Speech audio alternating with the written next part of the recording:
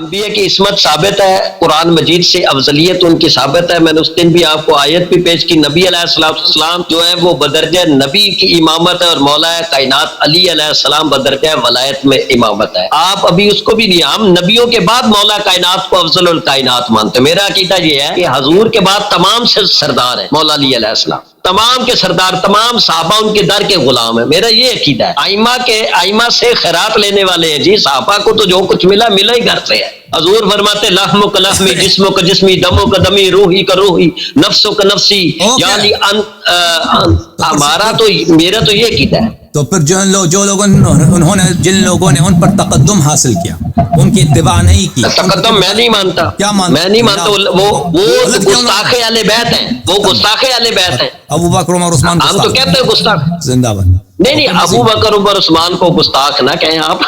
ان کے جو پیچھے جو ہے، میں نے پوچھا جن لوگوں نے ان کی اتباع نہیں کی اور ان پہ تقدم حاصل کیا، اپنے آپ کو ان پہ مقدم رکھا. آپ نے خود کہا وہ گستاخ اہل بیت. کس نے کیسے مقدم جانا ہے انہوں نے؟ میں نے نہیں کہا انہوں نے مقدم جانا. کون ہے؟ مولا علی علیہ السلام. ابو بکر نے امیر المومنین اسلام کی اطاعت کی ہے یا اس نے امیر المومنین سے کہا کہ میری اطاعت کرو؟ مولا علی سے سارے کام یہی پوچھتے رہے. ابو بکر پوچھتا رہا مولا علی سے. Thank you sir, thank you sir, thank you, بہت مہربانی. ہاں نہیں، آپ میری بات کا آپ ذرا 2 منٹ کے لیے سن لینا. آپ سن لیں. مجھے یہ بتائیں کہ جو حضور کی یہ حدیثیں جو میں نے آپ کو بتائی ہیں، امامت 12 اماموں کی امامت حدیث سے ثابت ہے، خلافت راشدہ بھی ثابت ہے. یہ بھی آپ کو میں بتا دوں، دونوں خلافتیں ثابت ہیں. نیابت اہل بیت بھی ثابت ہے، نیابت راشدہ بھی ثابت ہے. میں آپ کو حدیث سناتا ہوں، آپ سنیں میری بات. عمر کیوں کہہ رہا تھا کہ اگر میں استخلاف نہ کروں تو مجھ سے پہلے جو بہتر تھا، یعنی رسول اللہ صلی اللہ علیہ وسلم نے کسی کو خلیفہ نہیں بنایا، تو کیوں اسے کہا؟ اب سن لیں، اس کا بھی سن لیں. رسول نے تقرر نہیں کیا، یہ اشارہ اس کی طرف ہے. تو کیوں آپ کہتے مجھے ثابت کریں حضور. مولا علی علیہ السلام کے لیے مجھے بتائیں، مجھے سنیں، میری سن لیں. مجھے یہ بتائیں کہ مولا علی علیہ السلام نے ابو بکر کی خلافت ظاہرہ کو، آپ نے خلیفہ اول کو مانا ہے، مولا علی نے مانا یا نہیں مانا؟ مجھے یہ بتائیں. نہیں مانا. اگر میں ثابت کر دوں کہ انہوں نے ان کی بیعت کی ہے، ثابت. ہاں جی، ناجل بلاغہ کا میں آپ کو دے دیتا ہوں، خط نمبر 6 آپ پڑھ لیں. پہلے سند دکھاؤ نا. وہ خط نمبر 6 کا میں نے کئی دفعہ جواب دیا ہے، آپ دیکھ لیں میرے تقریرات کو. کیا نہج البلاغہ میں امیر المومنین علیہ السلام نے ابو بکر عمر کی تعریف کی ہے، وہ شیعوں کی حدیث نہیں ہے. وہ خط نمبر 6 جو ہے وہ شعبی کی روایت ہے. بہرحال اس کی بات ہم کر چکے ہیں، آپ وقت ضائع نہ کریں. اچھا چلیں آپ آخری بات کر کے ختم کر دیتے ہیں آپ کے ساتھ. بہت مہربانی. تھینک یو سر، اللہ آپ کو جزائے خیر دے. چلیں آخری بات کرنا چاہتے ہیں، آخری بات کرو تاکہ تمہارے دل میں نہ. آخری بات یہ ہے کہ ہمارا جو اصل جو بات چل رہی تھی اس کو کمپلیٹ کر لیں کہ قرآن مجید کی آیت ہے، بسم اللہ الرحمن الرحیم، وَمَن يُطِعِ اللَّهَ وَرَسُولَهُ فَأُولَٰئِكَ مَعَ الَّذِينَ أَنْعَمَ اللَّهُ عَلَيْهِم مِّنَ النَّبِيِّينَ وَالصِّدِّيقِينَ وَالشُّهَدَاءِ وَالصَّالِحِينَ وَحَسُنَ أُولَٰئِكَ رَفِيقًا. اب یہ قرآن مجید کی واضح آیات بینات کی تصریحات موجود ہے کہ اللہ تعالیٰ نے درجے خود متعین کیے، آپ اور میں نے متعین نہیں کیا. آپ اس دن ایک مثال دے رہے تھے، کہ پرنسپل اور ہیڈ کا اگر پہلے ذکر ہو جائے اور اس کا بعد میں ذکر ہو جائے تو اس سے یہ بھائی آپ اور میں نے نہیں متعین کیا، اس خالق کائنات نے متعین کیا. اور یہ قیامت کی بات ہو رہی ہے کہ جو تم میں سن لیجئے آخری بات،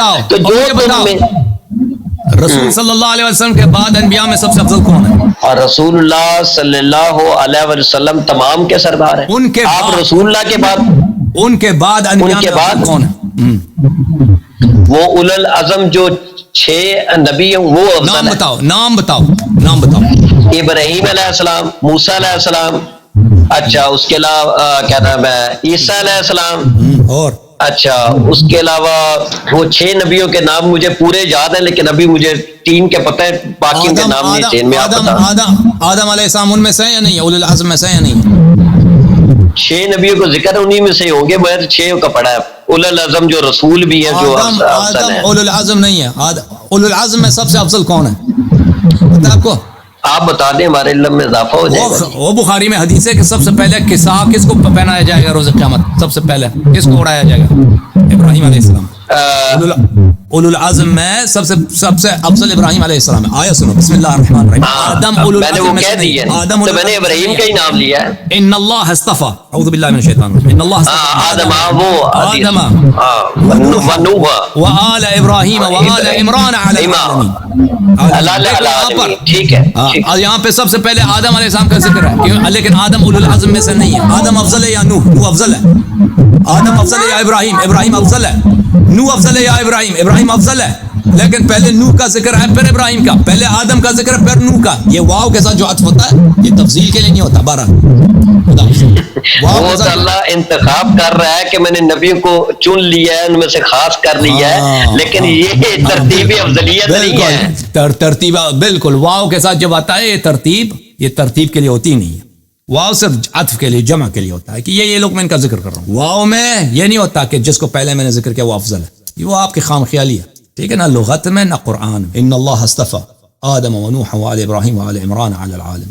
قرآن میں اس طرح بہت ملے گا آپ کو. اس طرح اگر ہم ڈھونڈ لیں نا کہ مثلا پہلے منافق کا ذکر ہے پھر مومن کا ذکر ہے, اس طرح آپ کو بہت ملے گا. اگر انسان ڈھونڈ لے اس طرح پھر آپ کہتے کہ منافق مومن سے بہتر, یا پہلے مفضول کا ذکر ہے پھر افضل کا ذکر ہے. یہ تو قرآن میں ملے گا. یہی آیت ان اللہ اصطفى آدم ونوح وآل ابراہیم وآل عمران علی العالمین. رسول اللہ صلی اللہ علیہ وسلم کا ذکر ہی نہیں ہے, حالانکہ وہ سب سے افضل ہے. اوکے.